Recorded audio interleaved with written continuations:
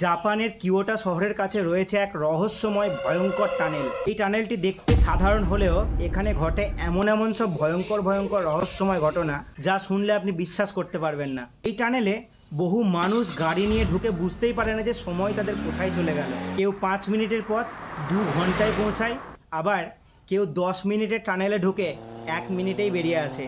কোনো রকম ঘড়ি এখানে কাজ করে না, আর কম্পাসের কাঁটা চারিদিকে ঘুরতে থাকে। অনেকে বলে এখানে সময় নাকি বাঁক নেয়, সায়েন্সের ভাষায় বা বৈজ্ঞানিক ভাষায় যাকে বলা হয় টাইম ডাইলেশন বা টাইম লুপ। বেশ কিছু বছর আগে রাত্রি 9টার সময় এক ছাত্র গাড়ি নিয়ে এই টানেলের মধ্যে প্রবেশ করে। পরের দিন সকালে সেই গাড়িটি টানেলের মধ্যেই সকাল 6টার সময় পাওয়া যায়। ছেলেটির মতামত, সে 1 থেকে 2 মিনিট আগে নাকি টানেলের মধ্যে প্রবেশ করেছিল। এখনো পর্যন্ত এর কোনো বৈজ্ঞানিক ব্যাখ্যা নেই। অনেকে বলে এই টানেলটি তৈরি হয়েছে এমন এক জায়গার ওপর যেখানে অতীতে ঘটেছিল এমন সব ভয়ঙ্কর ঘটনা যা আজও মানুষের মধ্যে ভয়ের সৃষ্টি করে। তাই অনেকেই মনে করেন এখানেই সময়ের গতি নাকি থেমে যায়। তোমরা কি এরকম টানেলের কথা আগে কখনো শুনেছো? যদি শুনে থাকো কমেন্টে জানাও। আর এইরকম অনেক রহস্যময় এবং বাস্তব ঘটনা জানতে ফলো করো কথা পডকে।